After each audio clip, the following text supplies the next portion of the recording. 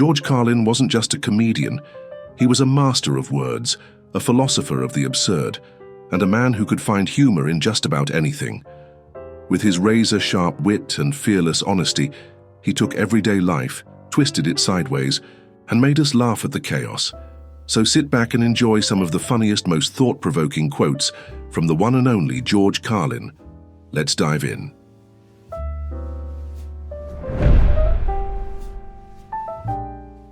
Have you ever noticed that anybody driving slower than you is an idiot, and anyone going faster than you is a maniac? Weather forecast for tonight: dark. Continued dark overnight, with widely scattered light by morning.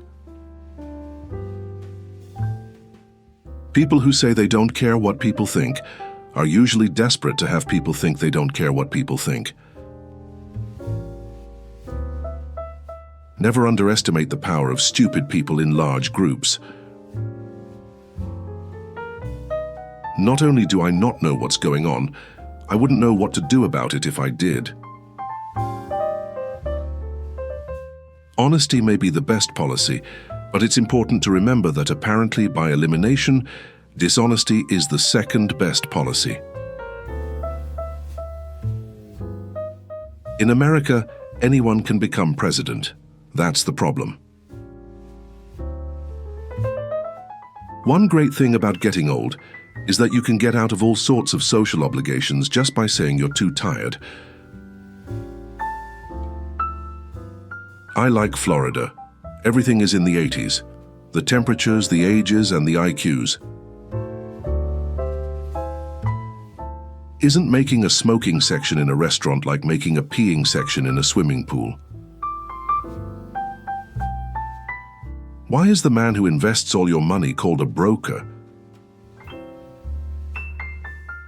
Here's all you have to know about men and women. Women are crazy, men are stupid. And the main reason women are crazy is that men are stupid. Inside every cynical person, there is a disappointed idealist. Have you ever noticed that the lawyer always smiles more than the client? The IQ and the life expectancy of the average American recently passed each other in opposite directions. The main reason Santa is so jolly is because he knows where all the bad girls live. If you have selfish, ignorant citizens, you're going to get selfish, ignorant leaders. Just because you got the monkey off your back doesn't mean the circus has left town. I do this real moron thing, and it's called thinking. And apparently I'm not a very good American, because I like to form my own opinions. We are a nation of sheep, and someone else owns the grass. A crazy person doesn't really lose his mind. It just becomes something more entertaining. Fighting for peace is like screwing for virginity. Some people have no idea what they're doing, and a lot of them are really good at it. Life is a near-death experience. Those who dance are considered insane by those who cannot hear the music. People always tell me, have a nice day. Well, what if I don't want to? What if I want to have a crappy day? Why do they put Braille on the drive-through bank machines? If 4 out of 5 people suffer from diarrhea, does that mean that 1 enjoys it? If someone with multiple personalities threatens to kill himself, is it considered a hostage situation? What hair color do they put on the driver's licenses of bald men? If voting changed anything, it would be illegal. If you try to fail and succeed, which have you done? Just when I discovered the meaning of life, they changed it. War is rich old men protecting their property by sending middle-class and lower-class young men off to die. It always has been. Think of how stupid the average person is, and realize half of them are stupider than that. There is a planet named Pluto, but we don't have one named Goofy. Goofy would be a good name for this planet.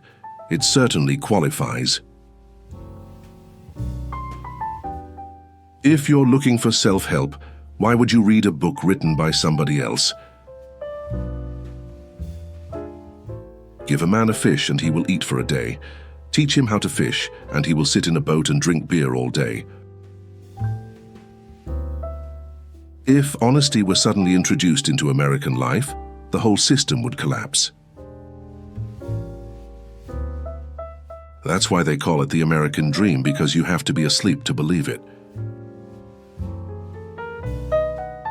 No comment is a comment. I think TV remotes should have a button that allows you to kill the person on the screen. If a pig loses its voice, is it disgruntled?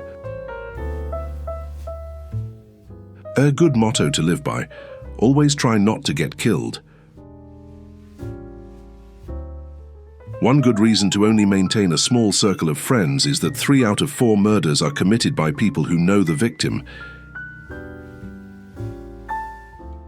Is a vegetarian permitted to eat animal crackers? People who see life as anything more than pure entertainment are missing the point. Language is a tool for concealing the truth. If we could read each other's minds, this would be a horror show.